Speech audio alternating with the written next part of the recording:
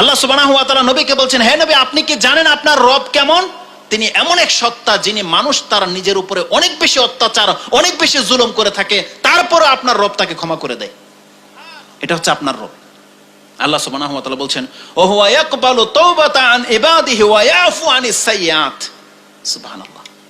আল্লাহ সুবহানাহু ওয়া তাআলা সূরা সূরা 42 নম্বর সূরার 25, 30 এবং 34 নম্বর আয়াতটি আপনি পড়ুন। আল্লাহু আকবার। আল্লাহ সুবহানাহু ওয়া তাআলা তার পরিচয়টি এমন ভাবে ব্যক্ত করেছে, আমি এক আরব শেখ বক্তব্য শুনতেছিলাম, সুবহানাল্লাহ, সে কেঁদে দিলেও এই কথাগুলো বলতে বলতে তাকে প্রশ্ন করা হচ্ছে যে শেখ, আল্লাহ তার সমস্ত পাপ মাফ করে দেবে? তাকে প্রশ্ন করা হচ্ছে সমস্ত পাপ মাফ করে দিবে? বলছে ওয়া ইয়াফু আনিস সাইয়্যাত। সে বারবার এই কথাটাই বলতেছে। বলছে তার সে সুদ খেয়েছে, মাফ করে দিবে? বলছে ওয়া ইয়াফু আনিস সাইয়্যাত। সে জিনা করেছে, মাফ করে দিবে? ওয়া ইয়াফু আনিস সাইয়্যাত। আরে সবচেয়ে বড় পাপ তো যে ব্যক্তি আল্লাহ ছাড়া অন্যকে সেজদা করেছে, এমন ব্যক্তিকে আল্লাহ মাফ করেনি? যারা আল্লাহর কাছে তওবা করে সাহাবীরা ফিরে আসেনি, তারা আল্লাহর কাছে তওবা করে নেয়নি, যারা আল্লাহকে মাবুদ হিসেবে মেনে নিয়েছে তাদেরকে আল্লাহ মাফ করে দেয়নি? তে বলছে ওয়া ইয়াফু আনিস সাইয়্যাত। আস-সাইয়্যাত, তার জীবনের সমস্ত পাপকে আল্লাহ মাফ করে দেবে। আপনি কি জানেন ওয়া ইয়াফু, আফু মানেটা কি? কদরের রাতে আপনারা একটা দোয়া করে থাকেন, কদরের রাতের দোয়া, আল্লাহুম্মা ইন্নাকা আফুন তুহিব্বুল আফওয়া ফাফু আন্নি। এই দোয়া করেন, শুনেছেন কখনো? তার মানে কি জানেন? ক্ষমা এক জিনিস আর আফু আরেক জিনিস। আপনি আল্লাহকে বলছেন আল্লাহুম্মা ইন্নাকা আফুন তুহিব্বুল আফওয়া, আল্লাহ তুমি ছেড়ে দেওয়াটাকে ভালোবাসো, তুমি হচ্ছে ছাড়নেওয়ালা সত্তা, তুমি ছেড়ে দেওয়াটাকে ভালোবাসো, আল্লাহ আমাকে ছেড়ে দাও। কেমন ছেড়ে দাও জানেন?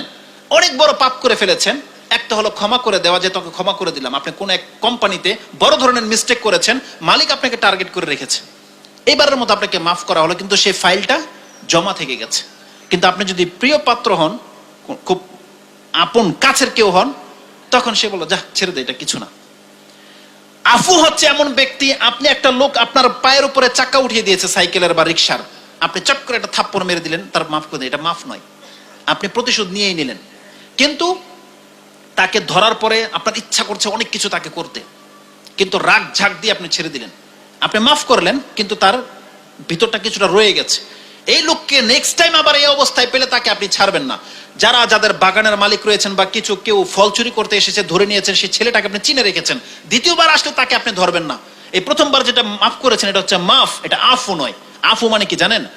তাকে 10 বার পেয়েছেন আপনি, 10 বারে তাকে কিছু পর্যন্ত বলেনি, বরং একটা পেয়ারা দিয়ে ছেড়ে দিয়েছেন, যা, এটা হচ্ছে আফু। বুঝছেন আফু কি জিনিস? মানে কোন রকমের তিরস্কার করা হবে না। আফু মানে হচ্ছে ছেড়ে দাও, মানে কি আপনি পাপ করেছেন, অন্যায় করেছেন, আল্লাহ বলছে যা তোকে ছেড়ে দিলাম আমি, এটা হচ্ছে আফু। এমন ক্ষমা, যে ক্ষমার জন্য আল্লাহ আপনাকে কোনোদিন তিরস্কারও করবে না, যে তোকে একটু শাস্তি দিয়ে নেই, শাসিয়ে নেই, আল্লাহ কোনো কিছু করবে না, যদি আপনি আল্লাহকে বন্ধু হিসেবে গ্রহণ করে নিতে পারবেন। আল্লাহ বলছেন ওয়া ইয়াফু আনিস সাইয়্যাত, আল্লাহ তার বান্দাদের পাপগুলো এইভাবে মিটিয়ে দিয়ে থাকে। এটা হচ্ছে আল্লাহ সুবহানাহু ওয়া তাআলা। 30 নম্বর 34 নম্বর আয়াতের শেষ অংশে কি আছে? ওয়া ইয়াফু আন কাসীর, আল্লাহ বহু পাপকে নিজের পক্ষ থেকে ক্ষমা করে দেয়। আল্লাহ সুবহানাহু ওয়া তাআলা বলছেন, যদি আল্লাহ সুবহানাহু ওয়া তাআলা কোন এক বান্দার পাপের কারণে তাকে ধরে নিত, মা যাহারা আলাইহি মিন দাব্বা, আল্লাহ বলছেন এই জমিনে একটা প্রাণীও বেঁচে থাকতে পারতো না। ওয়ালাউ ইউআখিযুল্লাহু নাসা বিযুলমিহিম মা তারাকা আলাইহা মিন দাব্বা। ওই আয়াতটি আমি আপনাকে স্মরণ করে দিতে চাচ্ছি, সেটা সূরা নাহল 16 নম্বর সূরার 61 নম্বর আয়াতে এই কথাটা আল্লাহ সুবহানাহু ওয়া তাআলা বলেছে। আল্লাহ বলছেন যদি আমি মানুষের পাপের কারণে এক এক করে তাকে ধরে নিতাম, তাহলে এই জমিনে একটা প্রাণীও বেঁচে থাকতে পারতো না। তার মানে এই যে আপনি এত পাপ করে দেখেন, কেউ জানে না, আপনি জানেন, আপনার রব জানেন আপনি কত বড় পাপী, তারপর আপনাকে আল্লাহ শাস্তি কেন দিচ্ছে না জানেন? এটা তার দয়া, এটা তার দয়া। কারণ এখন পর্যন্ত হয়তো আপনার মধ্যে ভালো কিছু আছে, যে আপনি আল্লাহর বান্দা হয়ে আছেন, হয়তো আপনি শিরিক করেন না, এই জন্য আল্লাহ আপনাকে মাফ করছে। তবে যারা বেশি পাপী, চরম পাপী, তাদের জন্য একটা দুঃসংবাদও রয়েছে। কারণ রাসূল সাল্লাল্লাহু আলাইহি ওয়াসাল্লাম বলছেন এই জমিনে যদি কোনো ব্যক্তিকে তার পাপের কারণে শাস্তি না দেওয়া হয়, তার জন্য দুইটা অপশন, হতে পারে আল্লাহ তাকে পরকালে মাফ করে দেবে, অথবা হতে পারে আল্লাহ তাকে পরকালে ডাবল শাস্তি দেবে। এটা খুব কঠিন কথা। এই জন্য যারা পাপ করছেন আর শাস্তি থেকে মাহরুম হয়ে গেছেন, আপনি ভাইবেন না যে আল্লাহ সুবহানাহু ওয়া তাআলা হয়তো আপনাকে ছেড়ে দিয়েছে, না, আপনাকে ভয় করা উচিত আল্লাহকে।